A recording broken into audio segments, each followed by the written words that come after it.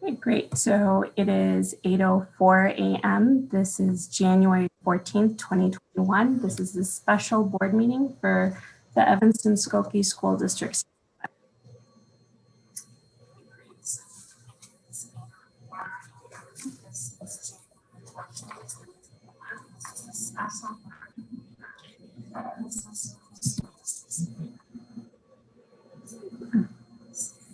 And Adela, are we set to go ahead and get started, or are we still waiting for everything to load up? I think we are good, but I hear feedback on my end. You don't hear me? I hear a little bit. I think we are good, but I hear feedback on my end. There's a delay and there's feedback. Yeah.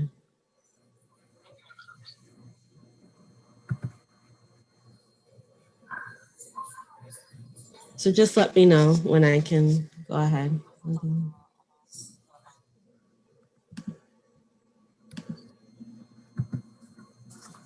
Okay, I'll try roll call.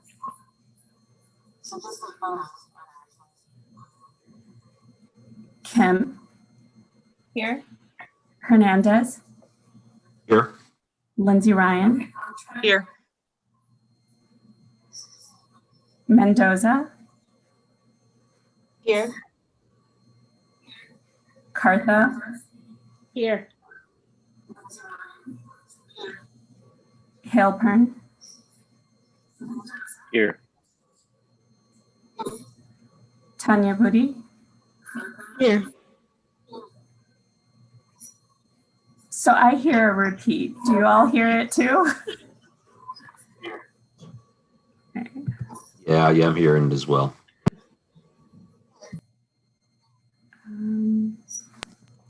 I muted myself. Does that help?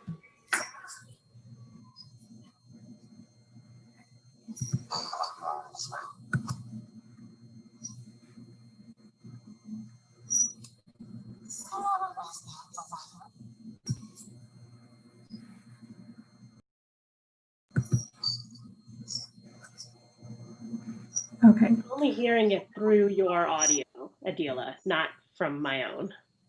Oh, great. I'll try to fix that. Otherwise, I'll dial in because I think moving forward, you all have it and then I have the public comments. So I'll try logging in from another device.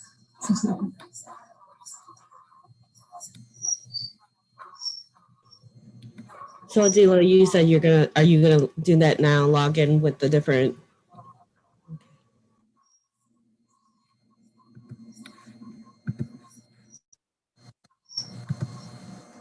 So Adela, you said are you gonna do that now? Log in with the different. Yeah.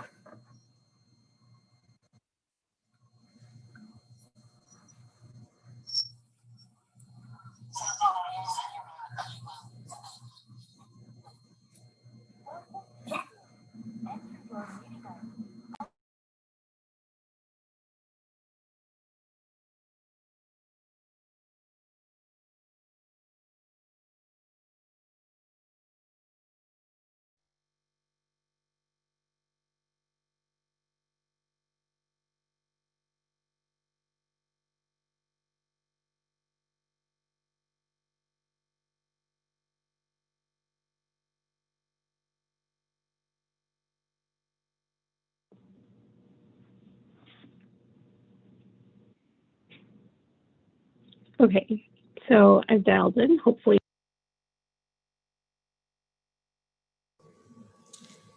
You cut off, but it did sound better. So Okay, so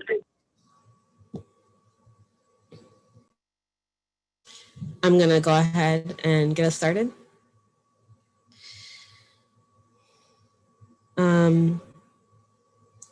Due to the governor's executive order suspending certain Open Meetings Act requirements in order to comply with the state of emergency, the District 65 Board of Education will be conducting this meeting virtually. And we're going to start off with public comments.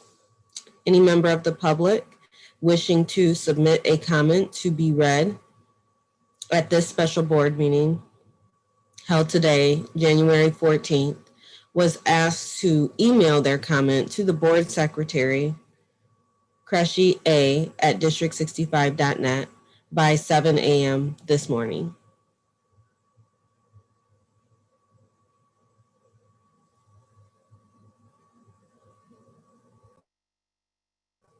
And Adila, I turn it over to you to read the public comments that have come in.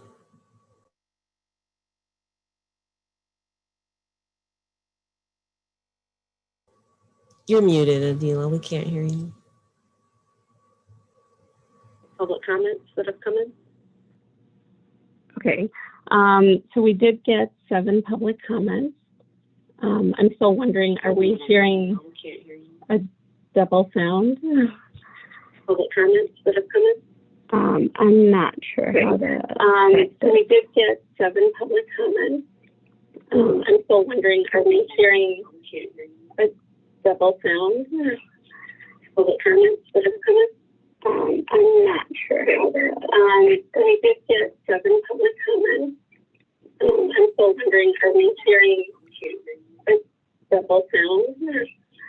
Public comments that have come in.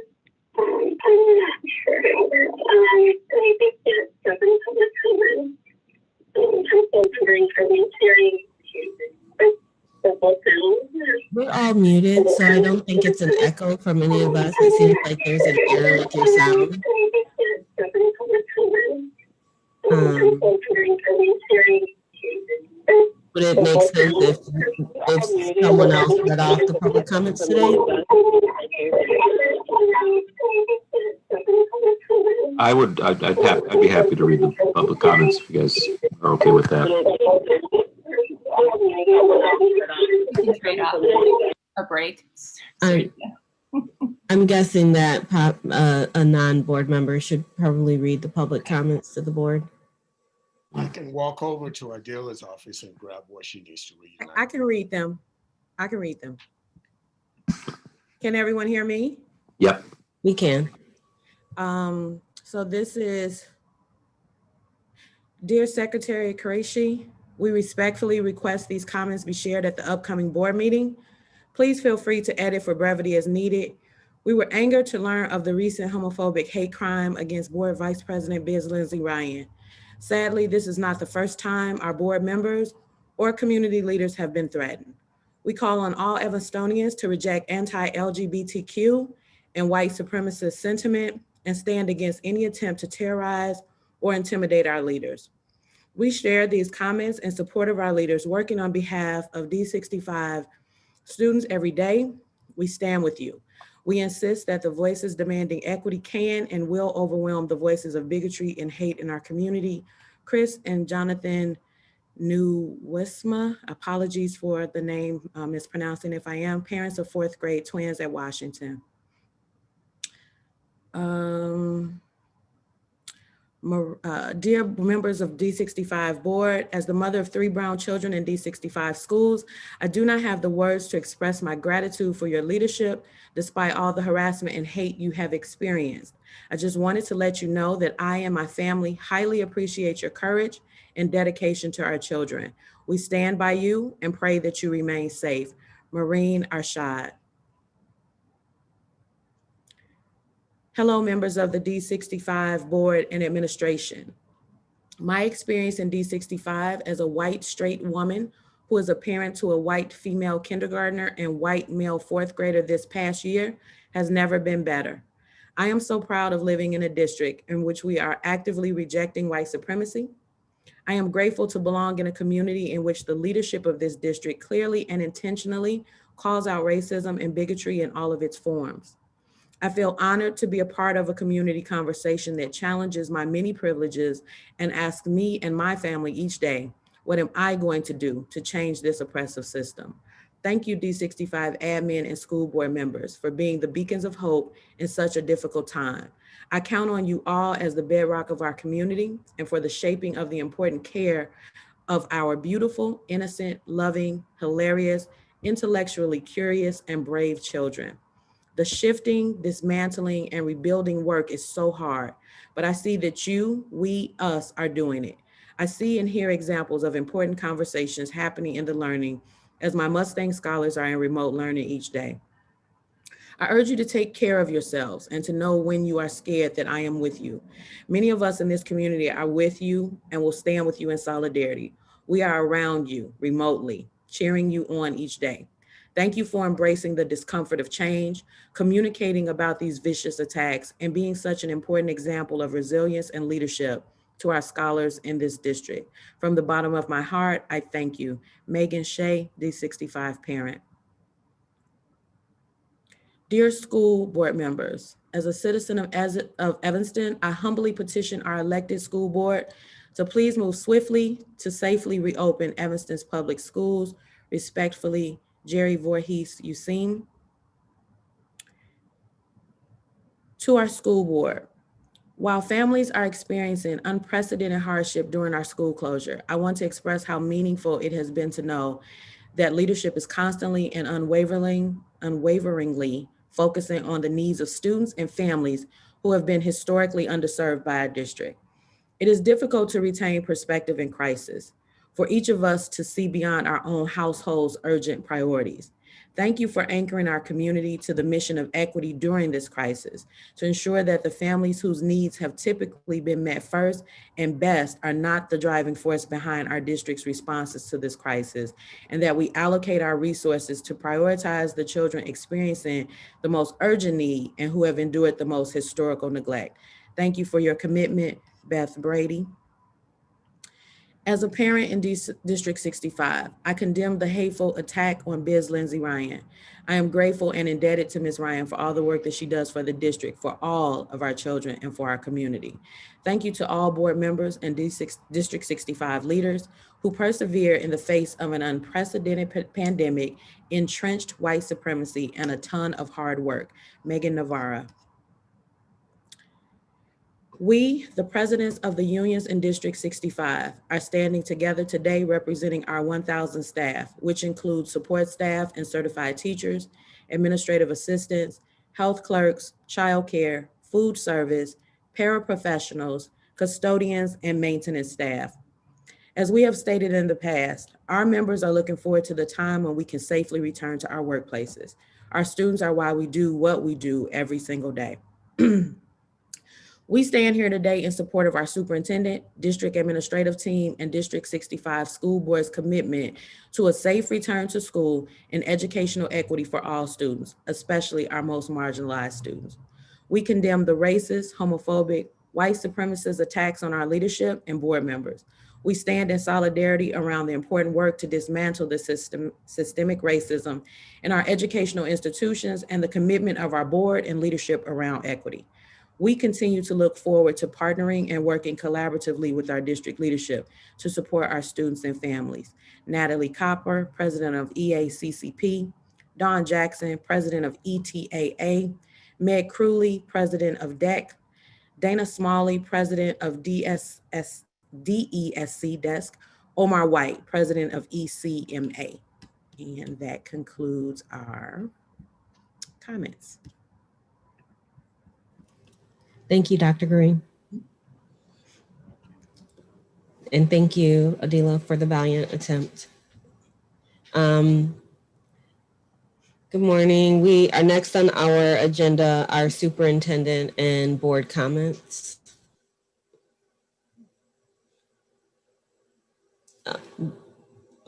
Dr. Horton, you're still muted. Still haven't figured that out yet. Sometimes it's like that. Good morning, everyone. So I want to share something that I sent to our staff this weekend, and I think it's more than right for this moment. Never doubt that a small group of thoughtful, committed citizens can change the world. Indeed, it's the only thing that has ever changed. Margaret Mead. That's a quote for our current board, our current teaching staff, our union, and other members of our community who share the sentiments of fighting against the inequities that exist in Evanston. While we are happy to have each and every one of our students and our staff back for the new year, so far 2021 has started off quite the sequel to 2020. COVID-19 is showing up as if it's going to be here for a while, but there is hope. There's an active vaccine that our medical experts believe will be a strong solution to get this pandemic under control. On Friday, we received communication from places that educators will be placed as a priority for the next vaccine run. In addition to the vaccine, there is more research available about how to protect ourselves from COVID-19 that has proven to be extremely effective. Now, while 2020 was dominated by the COVID-19 pandemic, 2021 has shined not so brightly on a pandemic that has plagued our country for centuries. When someone shows you who they are, believe them the first time. People know themselves much better than you do. That's why it's important to stop expecting them to be something other than who they are. From Maya Angelou. What happened on January 6, 2021 should not have shocked many. In a historical election this past November, 74,222,744 people voted for Donald Trump. As an American citizen, we are free to vote for who we want, but understanding that our individual vote reflects our core values and beliefs. These vote totals were the second highest number of popular votes received in any election.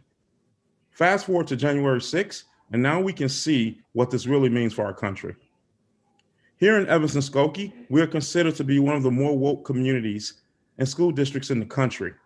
Our approach to creating learning environments that will support closing the achievement gap between Black and Latinx students and white students must go deeper.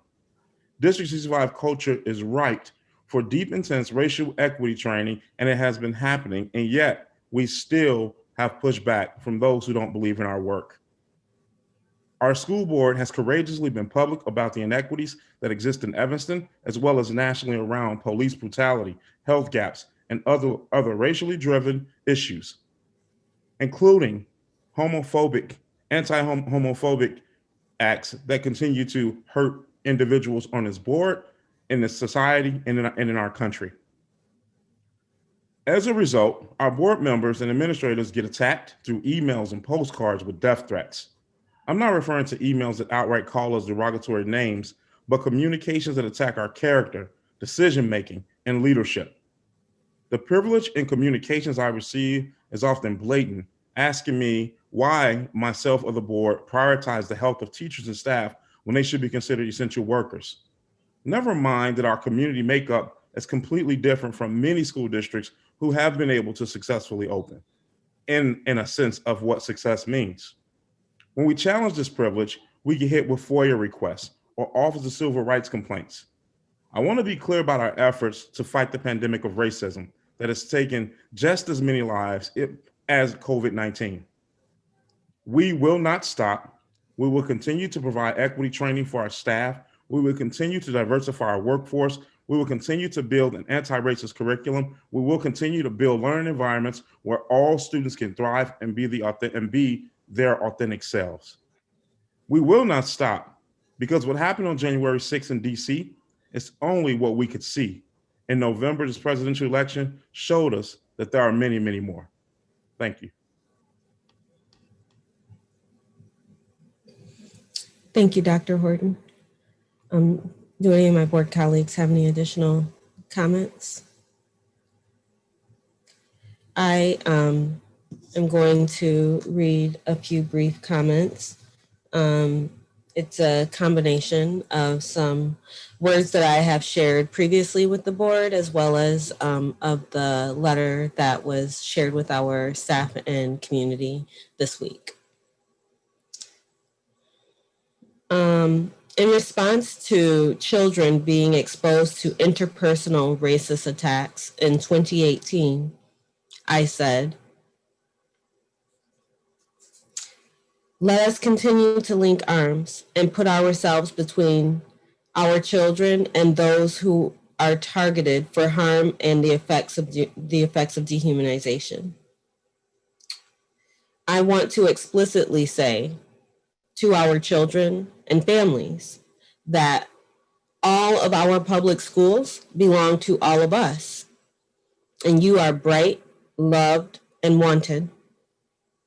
I believe in and support your greatness and expect amazing things from you.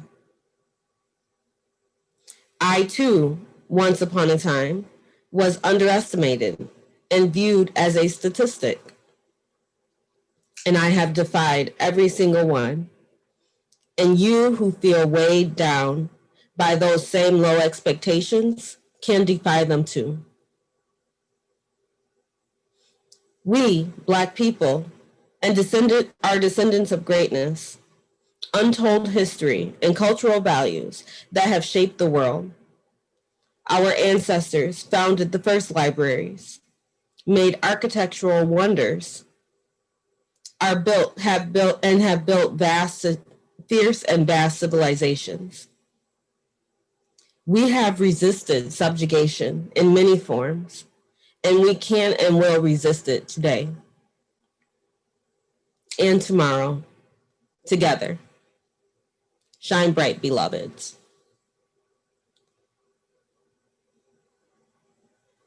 Well, as a board, we did put ourselves fiercely between our children and those who were targeted by harm and the effects of dehumanization. And what we have seen is the full image of the hate and harm that was intended. In the past 6 months alone, we have experienced in different yet very personal ways the workings of white supremacy.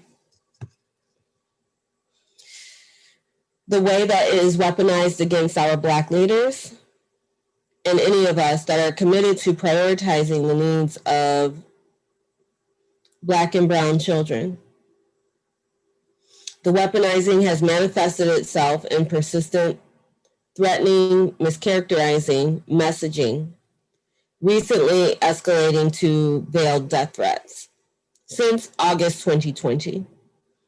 To our board members and district administrators, there seems to be no limits or boundaries to what those who are opposed to equity are willing to do when and if they feel challenged.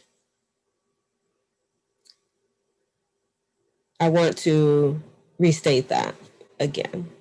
There seems to be no limits or boundaries.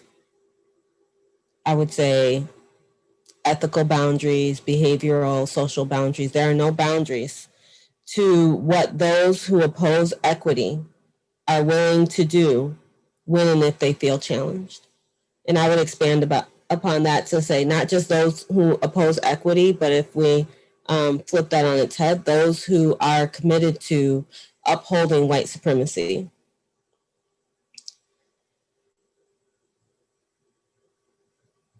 Our stakeholders have every right to voice their frustration and share their disappointment about where a lack of federal leadership and clear guidance on opening schools has left every district to fend for themselves.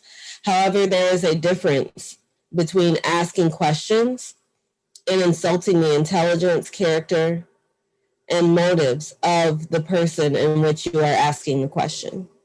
There is a difference between critiquing a decision and declaring the decider uninformed, uncaring, or operating with malicious intent because based on the information and context that they have available, they came to a different decision. We must challenge our feelings of sadness and outrage and grief into continuing our meaningful work.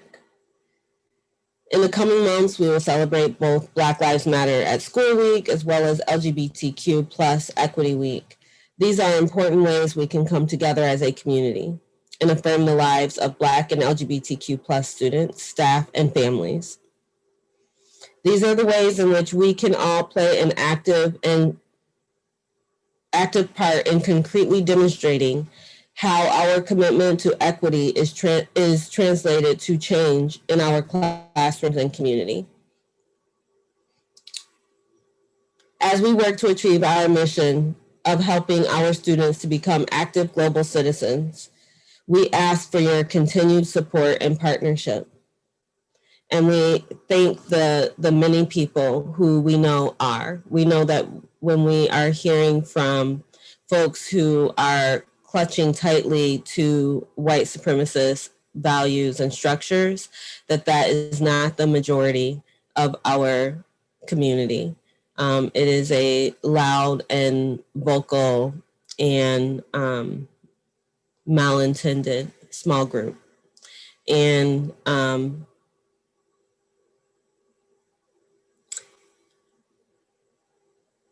we're here today because we need to recess into closed session so that we can prioritize our safety as we continue to stand for what we know is right for our community. And we will continue to stand for what we know is right for our community and our children. We will continue to be brave and bold, but we also call on our community to notice when the vestiges of white supremacy violently resist us standing for justice. And when I say us, I mean our entire community. Not just the 7 of us who are on the board, not the folks who make up the cabinet. This is a threat to our community, to the potential for our children to have the opportunity to be educated in a system that is loving and caring and uplifting, and that prepares them to enter into the world as fierce advocates for themselves and their neighbors in a way that creates a world that is more beautiful and more kind and less tolerant of bullying and violence. We have the opportunity to do that together in this moment. And to engage in small acts of resistance, such as challenging falsely propped up stories and mythology that get propagated, challenging, inquiring, looking for facts, looking for details in order to stay informed and look for opportunities to stay connected with one another's humanity. That concludes my comments. Joey, did I see your hand or did I? No, okay. I'm good, thank you. All right, so that I believe concludes, I'm sorry, Biz, yes. I just wanted to take a second and express my gratitude for the outpouring of care and love and support for my family. While I was the target of the recent escalation, it's imperative that we not center my white experience, but see it as a part of a larger narrative and a concerning pattern that's been escalating over recent months, and the threats and violations threaten all of us. I'm incredibly proud to work with this board, and I know I can speak for all of us when I say we will not be deterred. Thank you.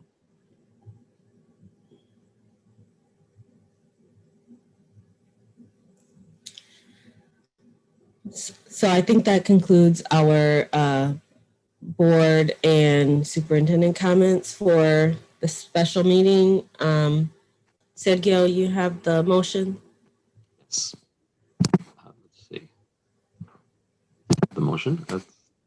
I move that the Board of Education recess into closed session on January 14th, 2021 to discuss security procedures and safety of employees, students, staff, the public, or public property.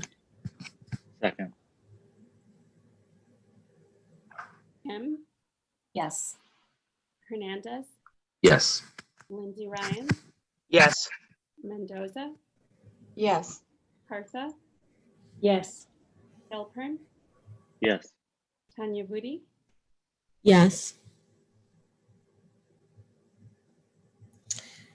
With that, and with no further business before our board for this special meeting, I adjourn this meeting at 8:33. Thank you. Thank you all. Thank you, everybody.